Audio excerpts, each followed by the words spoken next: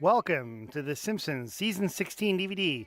This is episode FABF23, Treehouse of Horror 15, original air date November 7th, 2004. I'm Elgene. I'm David Silverman. I'm Tim Long. I'm Raymond Persi. Matt Selman. I'm Bill Odenkirk. Tom Gammill. Max Pross. And here we have the comedy of Homer eating himself and The Simpsons being cooked. Yeah, this is a parody of sitcoms that used to be on network television but aren't anymore. Although you can still see them on like Disney Channel and things like that.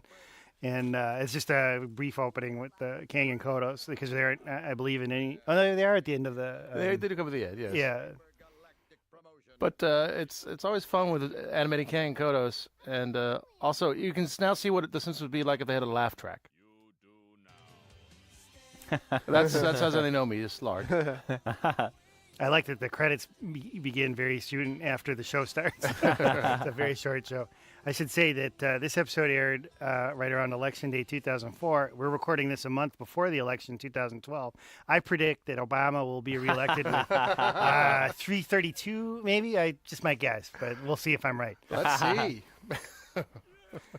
Now, this is a parody of a movie based on a book by Stephen King, The Dead Zone, where, the Simpsons movie is plot is similar to a book that Stephen King put out later. But I would have to say we certainly have, borrowed and used so many things from Stephen King that the debt really goes in the other direction.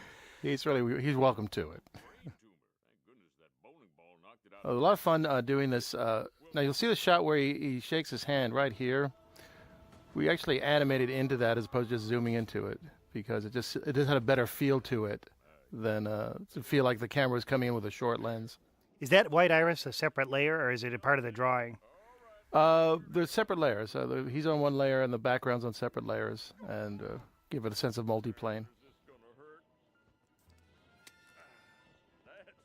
And the plot of The Dead Zone is obviously a man who sees little glimpses of the future and how that affects his life. Right. Now, right. are the visions and the eventual realization of those visions, are they the same animation, or did you redraw them? We tried to. I think we use the same animation. That's why when Hibbert's throwing to his death, he's smiling because he's giving himself a shot as opposed to screaming. So I think the same here, that when he sees it, he obviously reads the same animation. No, I don't want to ruin the real Dead Zone, but the ending is a political candidate shields himself from an assassination with a child, which ruins his career. I touched Romney the other day, and I saw him working at a Hardee's serving coffee on the morning shift. Didn't he pick up one of your kids when somebody shot at him? And wasn't that the same thing? Wasn't there a real Rosie O'Donnell musical? Is that what that's based on? I think so. Or she was in like the fine Zoocalcicle, another great triumph on Broadway. Susical. Susical the musical. One worry I always have at the Halloween credits is that these things take up all of Act 1. That they may spill into Act 2, but we didn't quite have it happen. I worry sometimes that they're going to be too funny. No. Yeah, we let the writers, everybody in the show, do their own Halloween name, and very rarely do they get, asked to come up with another one. You die eating a submarine sandwich. What kind of bread? Nice animation of Flanders jittering around by Anna Maltese. How much harder would you say a Halloween show is to direct if you could put a number on it than a regular episode? Well, for regular episodes, it's like a 10. This is like a 15 in difficulty. Because they're all difficult, right, Raymond? Yes. They're all Every hard single one has its own challenges. Yeah. So, but the Halloween is, because the thing is, Halloween has like 3 different stories. You have like 3 different production designs for each one, and like a different idea of how to animate for each one. Yeah, I've been told, but you guys can correct me, is that one of the hardest things is, say, the Fantastic Voyage. You've got to redesign everything, which you wouldn't normally do in an episode. Right. I mean, many of them, you have, like the next 2 episodes, there is no real like stock you could use. Everything has been redesigned. And this is a fun shot to do. It's kind of like the last shot in Spellbound, the point of view from the gun. I remember seeing the pencil tests for this when you were doing this, David. Oh, right, yeah. Well, it's spectacular, what we call acting, which mean the animation of Homer, as the gun was pointed at him. Because, that's really a lot of work, right? Yeah, because it's all different animation, different poses and so forth. But this is actually my favorite line in this. Oh, this is great because my AD, Eric Tran, was able to animate the explosion before we had real effects animators. So that really helped us. It's interesting that he's left-handed, but it's his right eye that keeps bulging out. Yeah, I meant to do that. Oops. Here's my favorite line. But ice cream cake. I will say the clip that ends this segment, where Flanders is trying to stop Homer, and then Homer's tongue pushes the button. I've shown it now in about 100 different little talks. It always gets a big laugh. It always works. It was one of the last things before the movie that I actually was able to animate was his staggering back and forth. I had some nice drawings that Eric Tran had done, and then I thought, well, I just want to animate. I just want to see what it looks like. I had a thought of how to do it. I love the way Before his which tongue movie? falls out. Yeah. You mean Yeah. when you saw Sideways? Or- Yeah. No, actually, this area of The Simpsons, seasons 16 to 19, is like a total blur for us because that's when we were doing the feature at the same time as the show, which was like a nutty thing to do at the same time, but we did it somehow. Yeah, so here it comes. The stagger backwards and then trying to catch himself. Now, do you actually physically do this and have somebody watch you try to animate from that, or? Well, I animated that scene, and then someone else Eric animated that, and then I decided I really wanted to just animate the tongue. The wet sound really helps it too. Yeah. It's not a very subtle story that the town is destroyed by something that says core destruct. It's just Yeah, it's a bad button to no put in your plan. surprise Aha, so in prominent. that at too. all. Well, I was just watching The Bride of Frankenstein, and they had the same thing. The lever, don't press the lever. Why is there a destruct button in their big, tall castle laboratory? Don't build one. End of story. These are great angel wings. You really can believe they can fly. We had a real angel come in. God with 4 fingers and a thumb. That's Absolutely. from Homer the Heretic.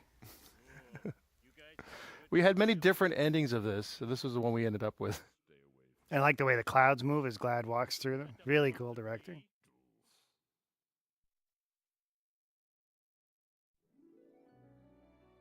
All right, the title of Takeoff on 4 Weddings and a Funeral, but this is clearly us, like many people, decided to parody Sherlock Holmes because he's public domain.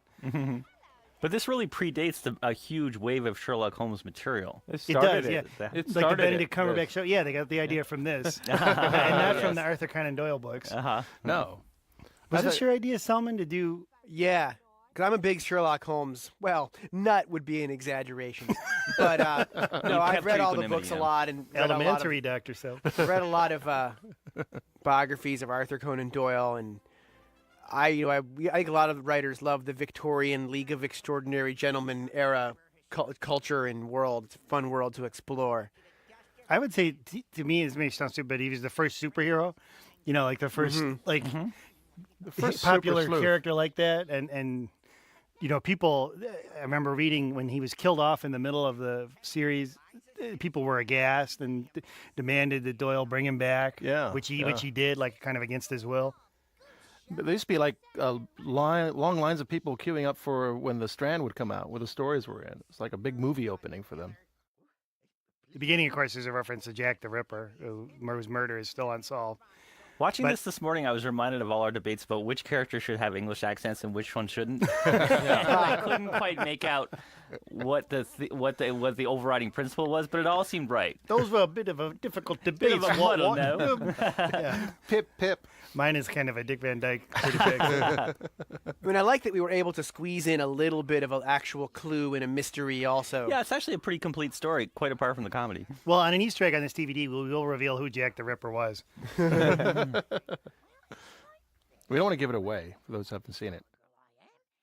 By the way, one thing I want to mention, just so it doesn't go by too quickly, at the end of this, it was a Windsor McKay parody, right? You're right, right. That was really great fun because we spent a lot of time researching that and did all sorts of Windsor McKay style drawings based on Little Nemo. And didn't Winsor McCay do the very first animated cartoon? Yes, think pretty he did. much. Yeah, I mean, There's a dinosaur. Gertie Yeah, the there's dinosaur. Gertie the Gertie the dinosaur it's footage. not the first per se, but it's the first one with character and expression. That was probably the you'd say about Gertie, wouldn't you say, Raymond? Yeah, Yeah. that was the one that really captured people's imaginations. Yeah, because here's an animated character that has a real personality and was actually thinking. Also, it was really early, like 1900 or something, right? Yeah, Yeah, he used to go to 10 or like something. vaudeville houses. And Yeah, show it. he'd perform it. He had the great thing. He'd go off screen and reappear on screen, because he drew himself into it. Oh, that must have been really like audience must have like flipped their flipped lids that, in that absolutely. period.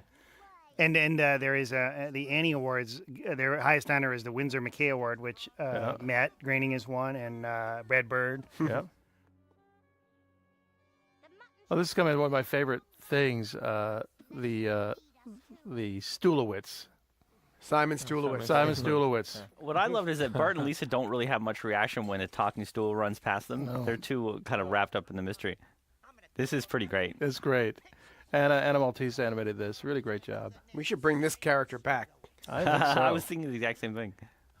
It's a nice little walk. I just think it's the most on the nose Sherlock Holmes parody. Yeah, because Stulowitz showed up in a couple of the stories. Boy, you can pretty much tell who it is from that silhouette, I think. Yeah, yeah.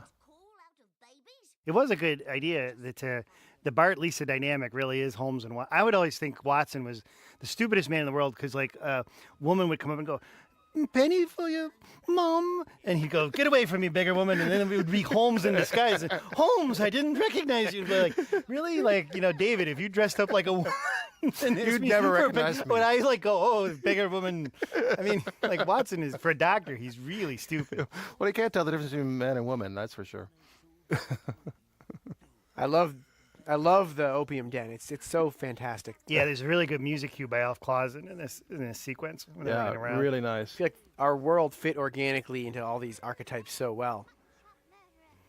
Well, Jim had a good quote about The Simpsons. He just said, whatever story you want to do, they've got their costumes and they'll put them on and they'll do, like they're ready for anything.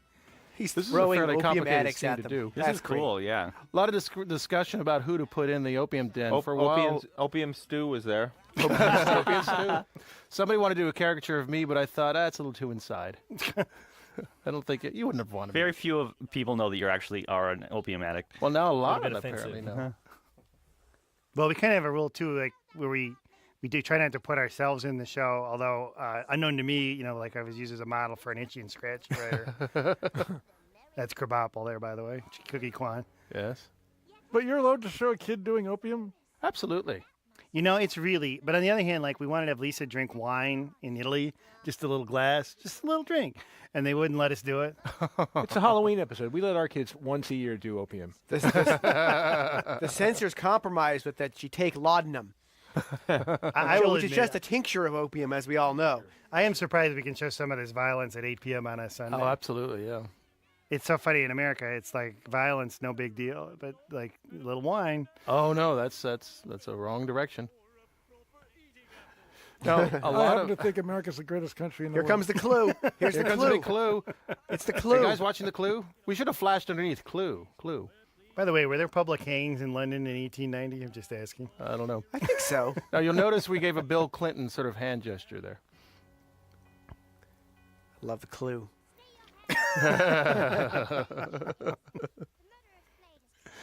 Now, you notice she was sniffing, folks. Fragrance of eel pie. Caught in the act. People like eel pie. Yeah? Well, how many of them have mutton chops? Yeah, explain to me that.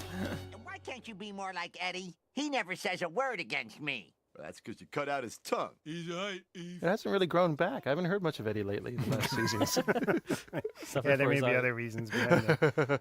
I won't discuss. Exactly. A case even you couldn't solve. And besides, so long, you stupid British twitch! I like his exit line. And we think we threw that in later, that we said, oh, it should be Frank in the balloon. It was just an untended balloon at first.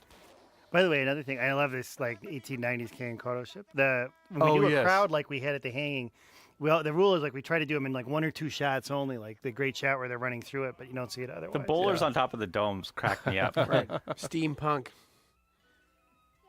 Kangen Kodos.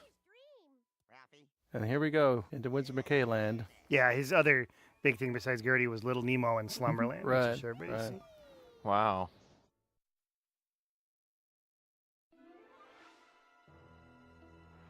But in this show, because this is before we were doing the movie, but we were talking about doing the movie, of course. We were working on it. And I was sort of using this to experiment with multiplane and moving the camera and just like seeing what we could do. And it was a great sort of warm up to the movie. We thought your experiments were mad. They were a little mad. He was laughed out of the Academy of TV Arts and Sciences. But you showed them, David. But you notice it's alive. It's alive. It's alive. Now, this is obviously Fantastic Voyage. After ours aired, I guess I had heard there was a Family Guy that aired a little before that also did Fantastic Voyage. Although the truth is Fantastic Voyage is something that has been not only around but satirized for a long time. I was researching it, and I'd always thought it was a book by Isaac Asimov, and it was, but it was actually a movie first. The book was written based on the movie, but the book came out first. So the original movie was written by Jerome Bixby, Otto Clement, and Harry Kleiner. Oh, right. And it's directed by Richard Fleischer, connected to animation. The movie predates Bodies. And then, I didn't know this, it was also, or maybe I do remember, it was actually an animated television series in 1968. Wow. Wow. So they went into a either. body every show. Every season was a new body. Nice work by Paul Wee here. And then in Wikipedia it mentions, I guess you guys worked on this, the Anwar Sadat sketch. Oh, the micro dentist on Saturday Night Live.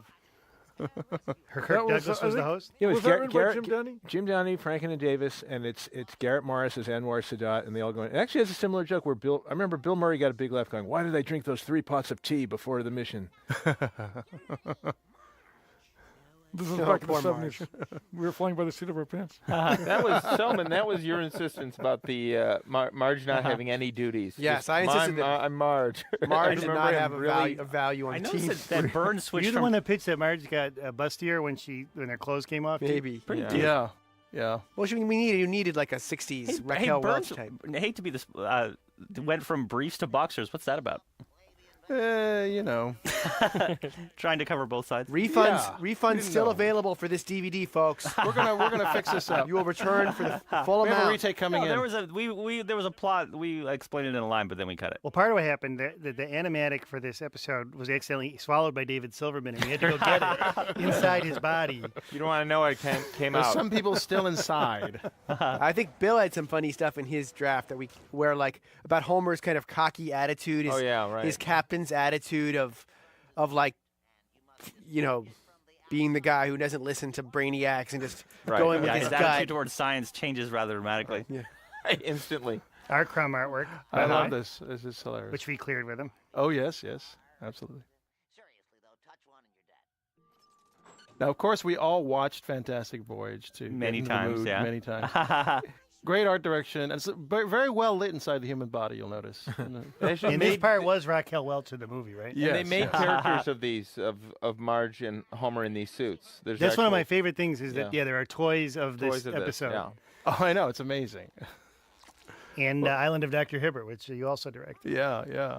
It's fun to see that.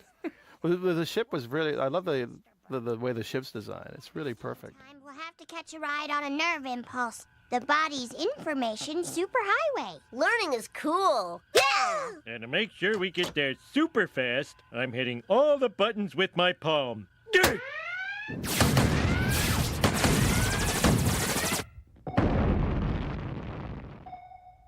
Well, that hurt like hell. You know, it's funny because so many science fiction things have come true, but this technology hasn't quite worked out yet. No. I would imagine mathematically miniaturization is a real. That's like a transporter. It's like, how do you really shrink something? Well, the idea is like they talk about changing the distance between the electrons and the nucleus, but it'll still be the same weight, wouldn't it? Right, and the electron distance from the nucleus, I believe, is determined by quantum theory. So there's no. Ain't really possible. Sorry, folks, ain't gonna happen. Enjoy the episode and stop worrying. Well, the way to shrink your bank account is get married. Look at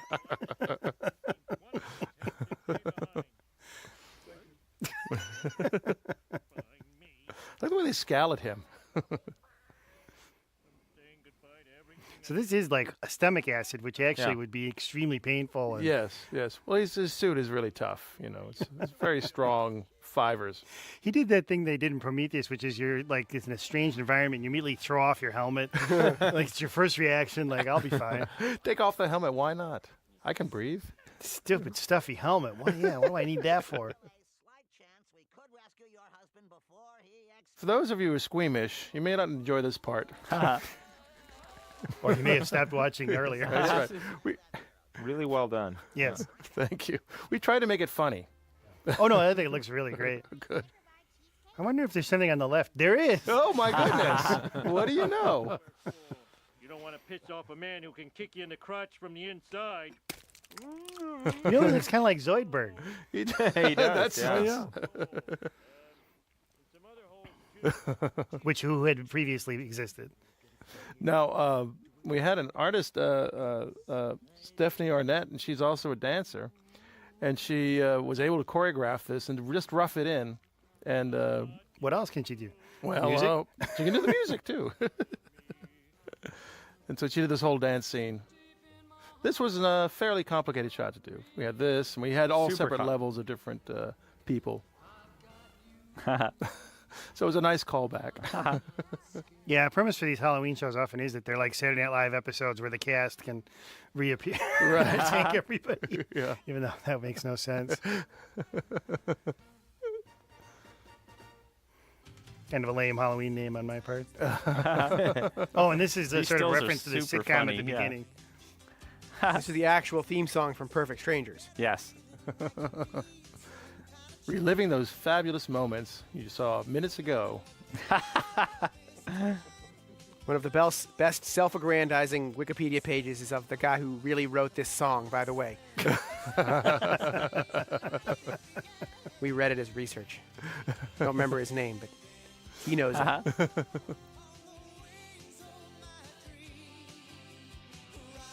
Is this really the Perfect Strangers thing? Yeah. Yes. Yeah. Tom, you And wrote what's 50 great is all those Perfect clips are in Strangers. order. In case you missed the episode, just watch the credits. Happy Halloween, everybody. Mm-hmm.